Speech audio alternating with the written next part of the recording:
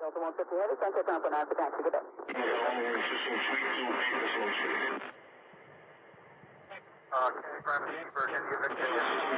sorry, you going for? Sir, I want to go from Terminal 7 to 10 via Alpha 5. So I just want to move it into that terminal. 775. We have Alpha 1.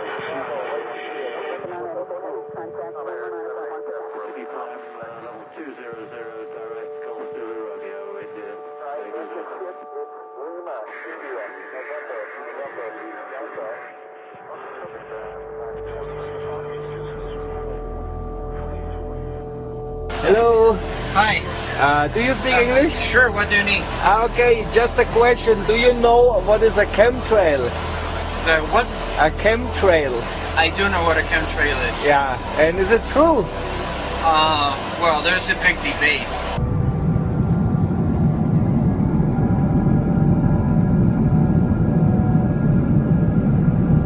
Okay. No. I don't want to go on record for that. Okay. No, but do you believe it? I don't know. Well, I don't have enough information for that. Okay. Yeah, but because I saw a lot of videos on the internet, and it really looks believable. Well, it's arguable both ways, I think.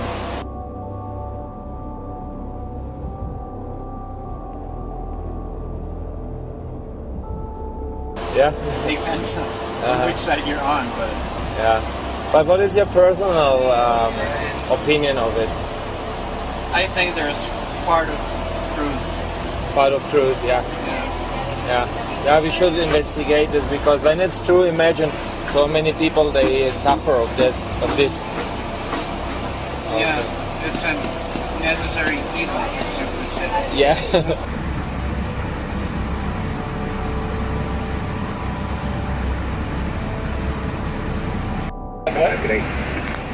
About the chemtrail generator. Oh. Now let's make sure that thing's working. We're gonna check this out. I gotta. Oh, look at that! They're working. They're working. You can see the chemtrails coming out of the entrance here. Look at that. I'm dying to take a picture. Oh, that's cool. My neighbor, you got yeah. So I Chemtrail gen. I'm doing a video. Chemtrail generators are on, and yeah, there it is. Look, you can see them. Oh, hey, that's awesome. It's working. How much more evidence do you need that they're spraying us with shit? Absolute fucking shit. There goes another one in the process. Don't tell me these pilots don't know what the fuck they're doing. They know what they're doing. They're spreading chemicals on. Now for the last 2 weeks, it's been hammered like this, and everybody has got a bad chest, a cough, and a cold. Now you're telling me that that's a virus? Something that just naturally occurs? Bullshit. This is where it's coming from. All this shit is landing on your fucking heads. Wake up, people. It's time to fucking wake up. Aircraft making a condensation trail is very similar in many ways to when you go outside on a cold day and exhale. You create a condensation trail. That little cloud is a condensation trail. Now, if you take a 2-mile walk on a cold day and you can turn around and you can see your condensation trail tracking all the way back for 2 miles. That's how crazy it is to think that what we're looking in the sky is actually condensation trails. The contrails, not the chemical, the contrails occur because of cold air, minus 30. It takes high altitude, around 30,000 feet plus. There's carbon dioxide and water vapor in that exhaust. That turns to ice crystals, and that's what you see, the white stream behind it. Those white crystals of ice warm up, dissolve, and the smoke goes away. And it never lasts more than a minute. What we're seeing now, and I first could not believe it, and I started looking at the skies, and these are not normal, they're not natural. There's something going on, I don't know who it is or why they're doing it. All I can testify is it's not natural and it's not normal. It's got to be some outside influence doing that. Thank you. See those mountains over there? Not really. They're there. You can't barely see them. Why can't you see them? You say it's fog? It's not fucking fog. It's noon. This fog should have burned off a long time ago. See those mountains? I'm I'm getting sick and tired of being sprayed every fucking night while I sleep. They're spraying the fuck out of us, calling it fucking fog. It's bullshit. Look at those mountains. You can't even see them, and they're right there, a couple miles away. I'm sick of this shit. When you look into that and ask questions, they say, oh yeah, contrails. No, contrails are behind a jet. If you see a jet flying very high, the stripe, the condensed stripe behind it, that's normal. But in areas first observed where there's very little population, you see a jet airplane going, it's not only one, they have 4 condensed stripes behind them. They go this way, this way, this way, this way, and then this way, this way, this way, this way. And when you inquire about it, ask people, you recognize that the real climate change scientists are truly ticked off, because apparently nobody really is asking them. It's the special interest, in my opinion, it's the oil industry, the energy industry, that are blowing smoke up somebody's you know what. Take a look at these fucking things. I'm supposed to be out shopping, and they're spraying fucking chemtrails all goddamn day over my head. It's beginning to look a lot like Chem Sky. Google, is it okay if I make this video? Will I lose my account? Will I be banned from YouTube for recording the fucking sky? Is that okay, Google? Am I allowed to do that? No, you can't show the sky either. Google is completely corrupt. Talk about chemtrails, you lose your fucking channel. How dare you expose the US government and their bullshit lies? How dare you record the fucking sky? 65, 66 passes. Wow, look at all of those contrails. It's all natural. Saturate your sky with chemtrails. You can have a chem halo. Wow, you thought double rainbows were cool? Look at the death in the sky. It's a chem halo. Oh my gosh. Let's all celebrate as the Nazis slaughter us. U.S. military whistleblower. She has an amazing, fascinating story that we will share with you here today. Now, Kristen, can you tell us what branch of the military you were in and what you uncovered? Sure. I was in the Air Force on active duty for 9 years, and I worked in bioenvironmental engineering. And now, I know the issue came up with chemtrails. I know that's an extremely controversial issue. A lot of people are extremely divided on this issue, but you actually saw things from your experiences that kind of give it a little bit more validity than I actually saw ever before. Can you go into the details of exactly what you saw?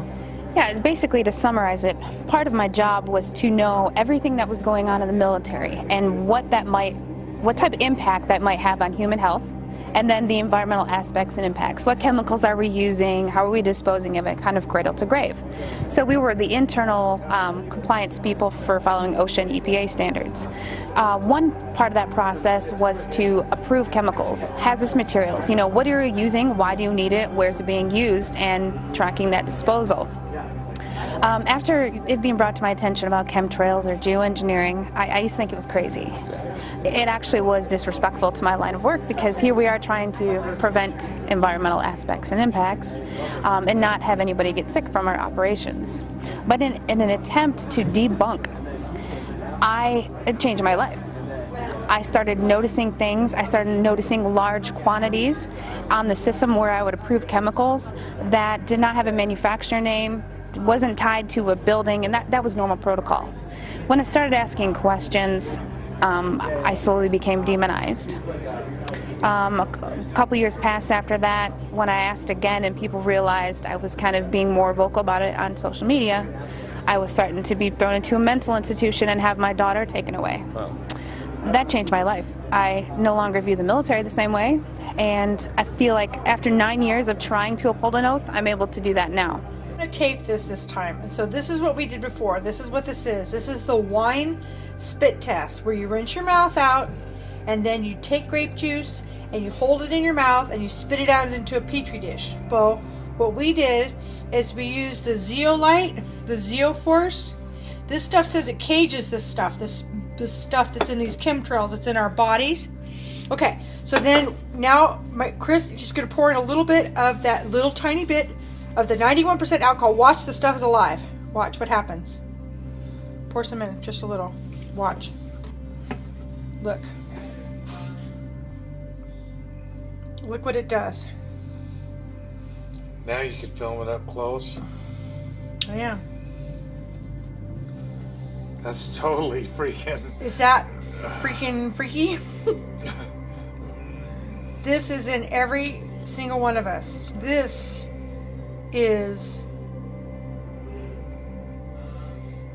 spookier and weirder than I even want to go there.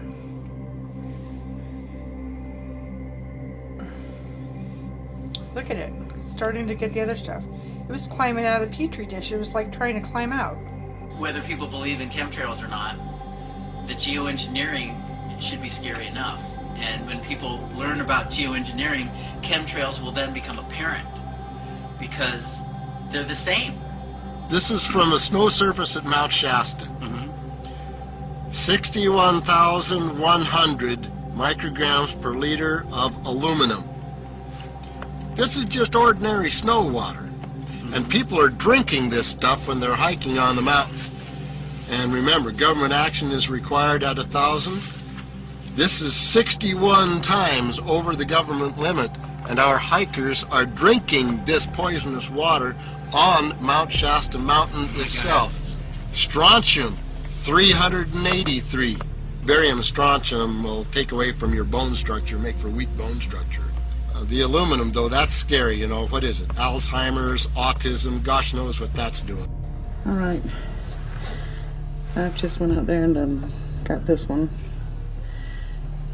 This is the chemtrail aftermath. You can see on the date. This is that white stuff that comes from the chemtrails. And I snatched this off the screen going on the inside. I want to see what this is going to do. Nasty. It's got the little white specks in it too. Oh, and you just toward the top of the water you can see the strands. Okay.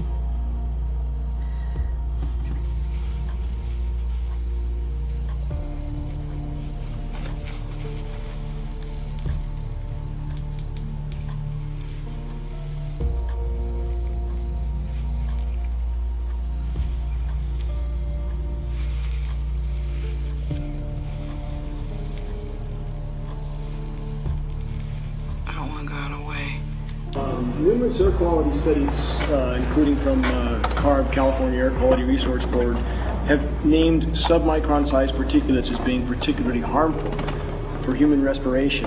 Through all the discussions today, I have not heard any mention of this fallout, and has this been studied, and also the effects of a highly reactive metal like aluminum on toxifying soils and waters? The question is, what would be the effects of these materials on human health if they came down into the stratosphere, in particular small particles and aluminum? So the collaborators of mine working on the aerosol scheme are actually folks from Carnegie Mellon who focused on human health impacts. And while we haven't published it, that was the very first thing we did, was do the order of magnitude calculation in level pencil and paper, but with an expert on human health impacts about whether there could be an issue. And for aluminum or other particles, there are a lot of toxicological things that need to get looked at seriously. But if you're just thinking about the sheer number of particles and the human health impact of small particles, the answer is, well, we haven't published it. That was the first thing we looked at with some of the leading experts who do epidemiological research on human health impacts, and it's not even close to being an issue. So 10 megatons of aluminum dumped into the atmosphere would have no human health impact. So let me be more careful here. We're to separate out the toxicological. So the alumina, we've only begun to research and published nothing. Alumina, we've only begun to research and published nothing.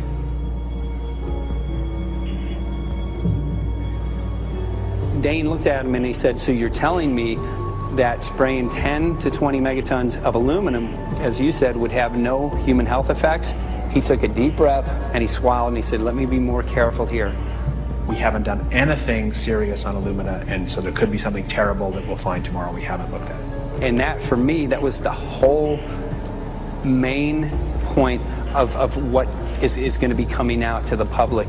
It's the damaging effects of aluminum that are being found around the world in massive amounts. Here's David Keith confronted on this very issue, and he looked, you know, at that point like they just let the cat out of the bag. Mm-hmm. We haven't done anything serious on alumina, and so there could be something terrible.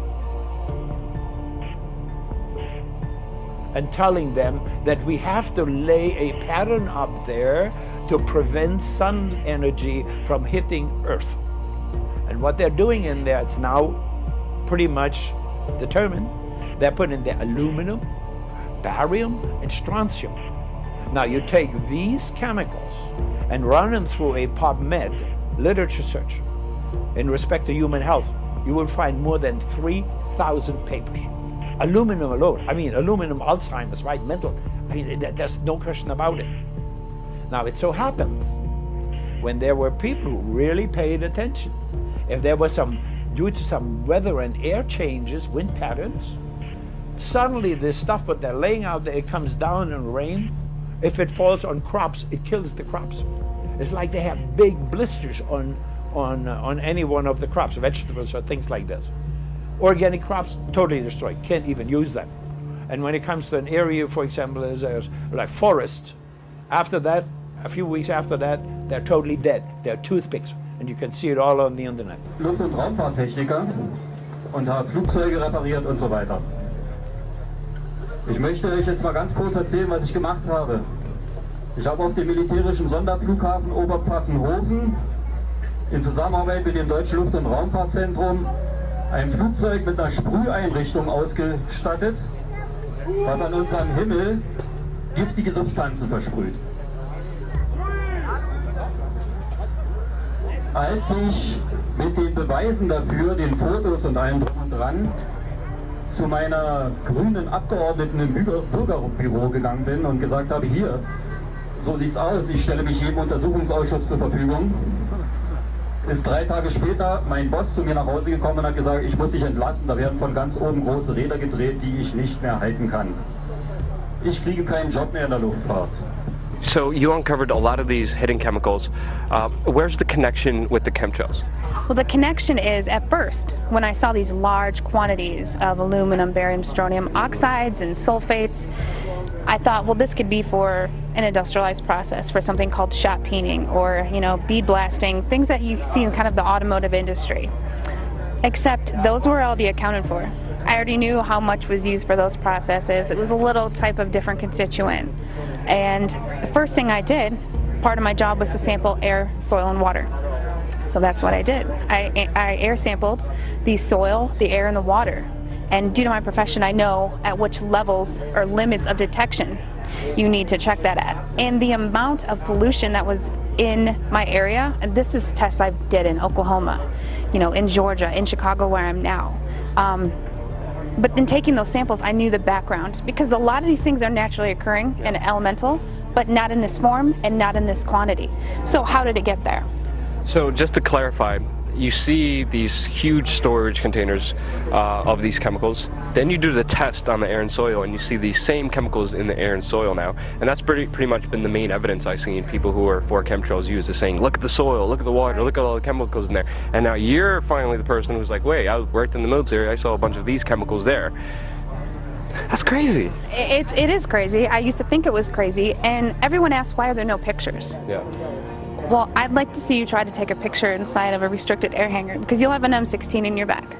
Yeah. And the hardest part for people to realize is, you know, where are the pilots? Like, there's people who have come forward, but these people are scared. You look at what's happened to whistleblowers, look at Snowden, look at Manning. People are scared. And I think because this topic is already labeled a conspiracy theory, I don't think the government necessarily views me as a threat yet. And I mean, I know it's not the most safe thing to do, but it's the right thing to do. It's laughed at, it's made obscure. But just to bring the point home, the question I have is, why are they even chemtrailing? Why is the military and government chemtrailing us? I don't know. What's your understanding of it? Well, I don't have anything that can solidify, but I do have my opinions, and that is the history of weather weaponry. I mean, you can take away people's monetary system, you can take away people's rights, but you take their food and you disable their ecosystem, that's the #1 way to handicap people. And they've done it since the 40s, it's not new. Also seeing how it started out to be a government program, and then noticing that it is a way for private corporations to profit off this, whether it's controlling agriculture, you know, profiting.